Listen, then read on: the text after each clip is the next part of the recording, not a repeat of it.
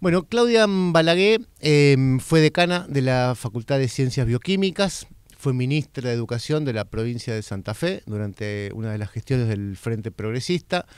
Actualmente es diputada provincial por el Frente Amplio de la Soberanía y el 13 de abril, en las elecciones para la reforma de la Constitución, para elegir los convencionales constituyentes, encabeza una de esas listas de convencionales justamente por el Frente Amplio. Por el Frente Amplio por la Soberanía. Amplio por la Soberanía. Se me confundió el progresista con el Amplio por la Soberanía.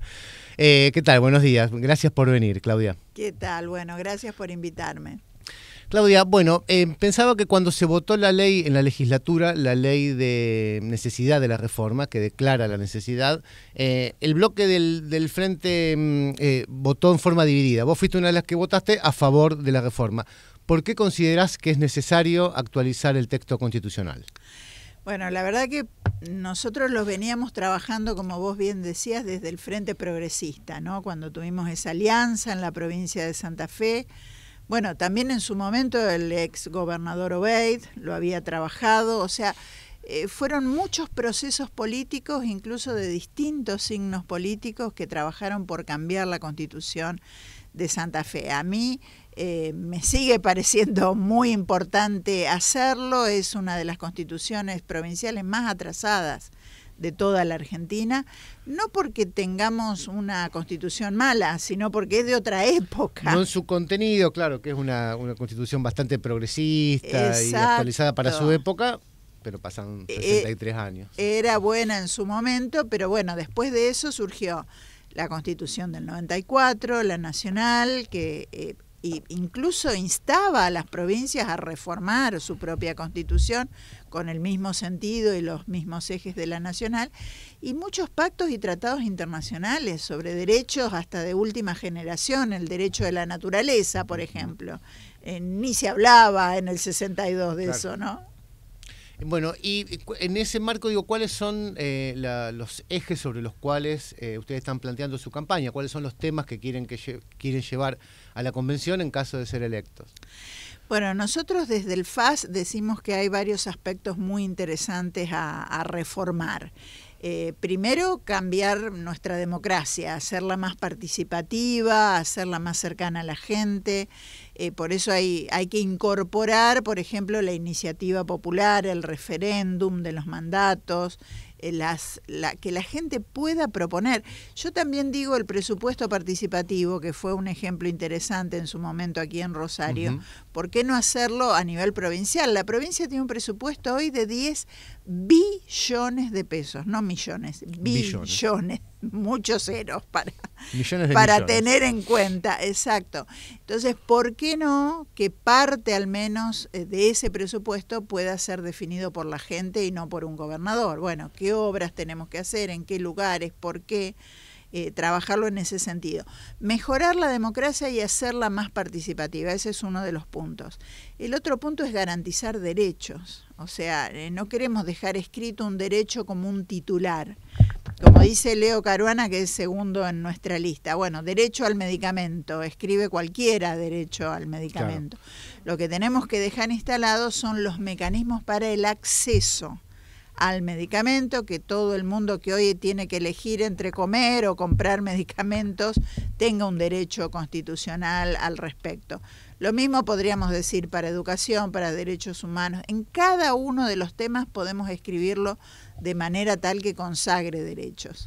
Bien, y en materia laboral, si bien la Constitución del 62 consagra una cantidad de derechos en materia laboral, ¿qué cosas crees que se pueden incorporar? Porque entiendo que ahí también a lo mejor la concepción de aquella Constitución tenía que ver con su momento, digamos, ¿no? Con que el trabajador era concebido, la trabajadora, como una persona que estaba en relación de dependencia, que tenía determinados derechos laborales, y hoy el mundo del trabajo está más fragmentado y es mucho más diverso. ¿Qué piensan en esa materia?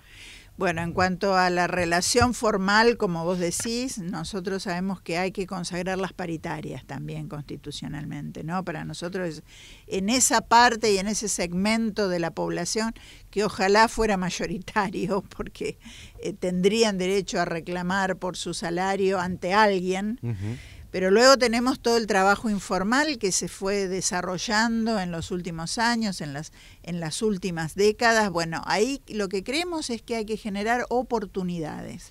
Y ahí tomo el tema educación, ¿no? Me parece fundamental que se revalorice esta relación entre educación y trabajo, que haya más formación en oficios, que haya más escuelas técnicas, que se financie esa preparación de la gente para que sea emprendedora, que se aporte también a la economía social y solidaria, que es otra forma que fue encontrando la gente de autodesarrollarse y autofinanciarse. Bueno, todo eso hay que apoyarlo también desde el Estado. Pensaba eso, era otra de las preguntas, la cuestión de la economía solidaria, de las cooperativas, que si bien también hay toda una historia, digamos, de las cooperativas en términos más formales, Argentina tiene más de 100 años de historia en materia de economía asociativa, digo, aparecen también otras formas de trabajo, como vos decías, de emprendedores y demás, que requieren que de alguna manera también eso esté contemplado, tutelado por la Constitución.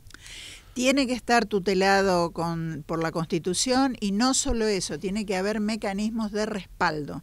Nosotros decimos Santa Fe tiene que recuperar la banca pública. Esa es una herramienta concreta de que haya créditos baratos para fortalecer determinados aspectos de la economía popular, del cooperativismo, de las cooperativas chiquitas que hay en muchísimos lugares en la provincia de Santa Fe, un crédito para poder comprar una casa, para poder construirla, económico. Hoy la gente también está muy complicada con los alquileres. Entonces, eso serviría mucho. Y un fondo de desempleo, otro problema hoy grave, ¿no? Ya dejando esto de todo lo que hablamos de los trabajadores, hay otro sector muy importante que está quedando desempleado por la recesión tremenda que tenemos en Argentina. Entonces, ahí la banca pública podría financiar un fondo de desempleo. Bien. Pensaba que estas cosas, como me estás planteando, estos temas, digamos, se pueden discutir en una convención constituyente, pero de acuerdo al resultado de la elección se pueden discutir otros temas y puede haber una constitución que tenga menos derechos, digo, ¿no? Hay discursos que están circulando, que aparecen entre los candidatos, que podrían llevar a tener una constitución, si se quiere, no sé, peor que la de ahora, digamos, ¿no? O bueno, peor pensada en términos de menos derechos, o menos igualitaria. ¿Entendés que depende del resultado obviamente de la elección, pero que en la Convención Constituyente puede haber acuerdos con otros sectores políticos justamente para que la Constitución tenga un perfil más vinculado a este perfil, digamos, que vos me estás planteando? Sí, totalmente. Nosotros decimos debe haber acuerdos en cada uno de los artículos. Vamos a tener una convención con 69 representantes electos por el pueblo en 12 listas. Nosotros le decimos a la gente que distribuya ese voto, que no concentre ese voto, porque si una sola lista saca 35 convencionales constituyentes de esos 69, ya tiene mayoría para hacer absolutamente lo que quiere, ¿no? Entonces, cuanto más se distribuya ese voto, cuando los frentes más chicos, como es el nuestro, el del FAS, tengan más posibilidades de tener convencionales constituyentes, bueno, los debates van a ser mucho más ricos y más interesantes. Y se trabajará para algunos artículos con determinadas mayorías y seguramente para otros con otras mayorías, ¿no? Hoy tenemos listas que son opositoras a Puyaro, claro, pero a su vez son negacionistas de la perspectiva de género. Entonces, para algunas cosas será interesante trabajar, para otras con otros sectores, incluso puede ser con la misma lista oficialista. Claro, exactamente. Ahí algún otro entrevistado me decía, bueno, la reforma de la Constitución el gobierno la planteó en función de un objetivo político que era la reelección del gobernador. Independientemente de que eso se hace o no, digo, eso también abre por ahí alguna posibilidad de negociación, como vos decías, cruzadas, digamos, ¿no? Cruzadas. Con distintos sectores o con distintos espacios los que participen de la convención. Sí, totalmente. O sea, nosotros entendemos la intencionalidad de este gobierno, que probablemente la más importante sea la reelección del gobernador. Nosotros creemos que este gobernador ya juró por una constitución que no lo habilita a ser reelecto, al menos en una instancia subsiguiente ahora. Claro. Pero sí entendemos que para cualquier gobernador tiene que haber una posibilidad de reelección. Y más que eso nos preocupan las reelecciones indefinidas que desde el 62 hasta ahora tenemos con concentraciones de poder muy densas. Por ejemplo, en los senadores provinciales hay senadores de 25, 30 años en el poder que fueron tergiversando todo el territorio en lo democrático porque concentraron específicamente el poder en ellos. Entonces nosotros decimos ni feudos ni fueros, ¿no?, para esos senadores, y por eso es importante lograr estas mayorías. Bien, bueno, y ¿qué otros elementos, qué otras propuestas tiene el FAS para esta campaña? Digo, que tengan que ver por ahí, hablábamos antes afuera de cámara, la dificultad que aparece por ahí para encarar una campaña con un tema que no está difundido, digamos, que de hecho no hay mucha información oficial sobre qué es lo que se va a votar, cuál es la importancia. ¿Desde qué lado le encuentran ustedes o buscan para acercarse a la población y tratar de que se interese? Bueno, muchos temas. Nosotros decimos una constitución no es abstracta, sino que cada punto que escribamos impacta directamente en la vida cotidiana de la gente. Hablamos, por ejemplo, de la banca pública, de la producción de medicamentos pública, del acceso al medicamento.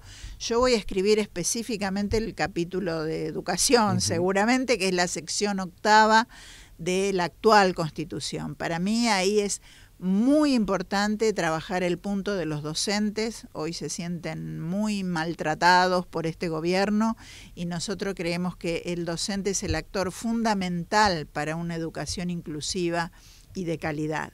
Tenemos que ponernos bajo el marco de una educación como derecho humano y como responsabilidad indelegable del Estado, garantizarla. Va a haber otros sectores que van a proponer otra cosa, ¿eh? Claro. La educación como servicio público, como el gas, como la luz, como cualquiera de esas cosas. Entonces, bueno, es importante que podamos escribir esto en la Constitución, que esté garantizado el acceso y que sea obligatoriedad. Nosotros planteamos desde nivel inicial hasta la secundaria incluida, como es hoy en la Ley Nacional de Educación. Y bueno, lo que hablábamos antes, la relación con el mundo del trabajo, el aporte a las escuelas técnicas. El gobierno de Milei desfinanció absolutamente la educación técnica, porque claro, no le interesa un país desarrollado, industrializado. Nosotros decimos eso tenemos que hacerlo constitucional en Santa Fe para que nadie saque el apoyo a esa educación tan importante.